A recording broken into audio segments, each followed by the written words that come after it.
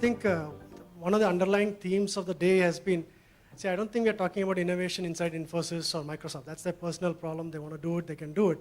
Most of the issues we discussed here are about government, delivery of service, schools, food, etc., etc.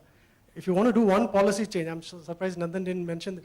I would do cash transfers. I would do school vouchers. I would do, even for electricity, instead of government building a gigantic power plant, can't you incentivize people to have solar panels on everybody's roof? You know? So government doesn't have to give me solar panel. I can buy, and I'm sure millions of companies can come and give me choices of what solar panel or wind energy, whatever. So the point is the solution is already there. The problem is money in the hands. So the reason why we innovate and give to Western countries is because there's a consumer there. The reason why we can't, there is famous examples of little packets of shampoo reaching some mountain top, but PDS rice doesn't reach. Point is there are always innovations possible when there is consumers out there. So if you really want to scale up innovation, I would say drop money from the helicopters. I mean, today's amount of money the government spends, you can drop from the helicopter. Domestic market is important. Without market, there won't be innovation. But it's not only money. There are other issues to having a market. I would only mention to say, I think there are a class of problems as a country that we need to solve, which are not completely in the realm of the market economy. I'm not at all doubting that. I'm not doubting that at all. I think we should not ignore that, because ultimately, whether as a country or not, whether we succeed, I think our ability to solve those problems well will determine, whether. I'm not doubting that at all. All I'm trying to say is that, see, what we talked about standards, data standards, etc. Some things which a particular entrepreneur cannot do, government can do. All standard data can be international standard and so on. But my point is, I'm just agreeing with Dr. Somnathan and others. We don't need, going to the moon kind of innovation to solve poverty of millions of people. The money and everything else already exists. All you have to do is do that policy. We've been asking again and again, what is that policy change to be done? If you make these changes, tomorrow morning, I'm sure poverty can be solved. I mean, there is enough money being spent to solve the poverty, education, and so on. There is I just want to mention something here, and after that, we'll go to the question here. And after that there, I just want to mention there, see, I think you go back 10 years, we had a narrative. We said, look, if we maintain this 8 to 10 years growth, in a generation, we would have achieved what the Asian tigers did, right?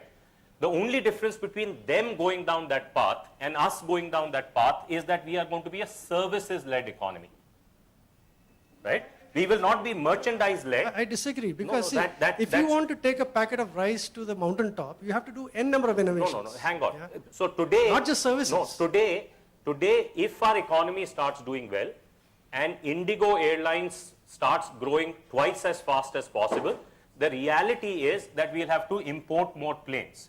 Today, in the value chain that has been established worldwide, the value capture happens at the product level, not at the service level. So therefore, we are now looking at a future crisis where if we don't create a defense industry, a aerospace industry, a electronics industry, and heavens forbid a software products industry, we would have a macroeconomic problem, because we won't have the capacity to buy those products, because our services exports are not going to keep up with the product imports that we have. And that is simply because the economy has changed. The structure of the global economy has changed, where the value capture now resides at the IP level, at the product level, not at the services level. So this is something we got to take cognizance of. And therefore, I don't subscribe to my friend Nitin's view that, let's kind of not have an industrial policy, because something will sort itself out on its own, and that's not the world that we are going to. I'd like to take a question from the lady here. Pankaj. Yeah. Okay. So this is really more of a comment on the discussion about the moonshot and DARPA and NIH, all of which exists, all of which has been an important source of funding for much innovation, that took place later in the United States.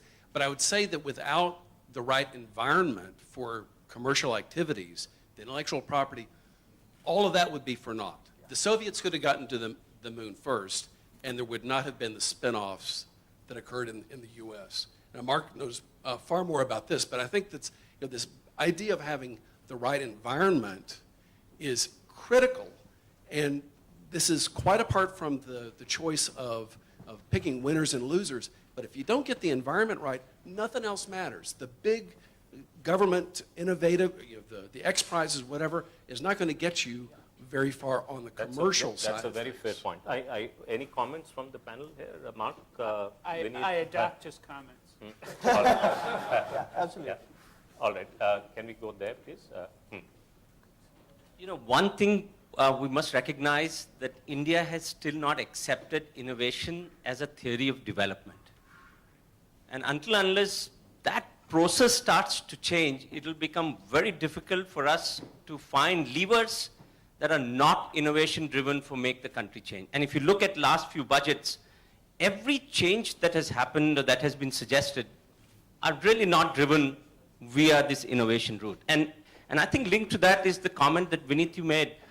CBSE may give the scholarship to that 1%, but we will not have two institutions of that caliber that will teach at most at the top level, and that's linked to Swami's competence story.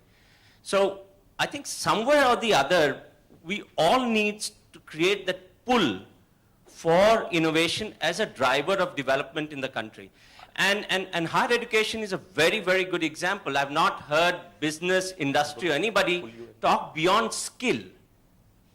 Talk and create that pull from the society, from the government for a freedom in this entire domain to develop very differently. Is that true? Nandan, is that true?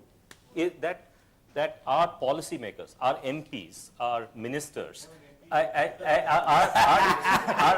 and large, do not subscribe to this theory that transformation of India is going to happen on the back of innovation, if I understand the question right. You broad spectrum of that. I think the role of innovation in transformation and development is definitely understood and underemphasized, surely. Because I think people think in terms of inputs of resources, land, labor, money, focus, but the fact that you can innovate out of a problem or you can disrupt through innovation or innovation is fundamental to progress, yeah, that may be underemphasized. So we haven't yet adopted Paul Romer's philosophy. It's not land, labor, capital anymore. It's people, ideas, and so on that. Yeah, you have the last word. And then we wind up because Nitin's Green revolution, right? That's something that got us out of starvation, gave us food security. This is something that was backed right from the top. Correct. The ideas came from elsewhere. They were adapted. That was for wheat. It was adapted to rice. So all that came with tremendous support from the policy establishment, from the political leadership. Came with the So till we are starving, we won't do it. No. I'm just giving you an example. See, the emphasis really was on, the faith was in the governmental setup, that the institutions that we set up in the public sector would do it, and somehow that didn't happen.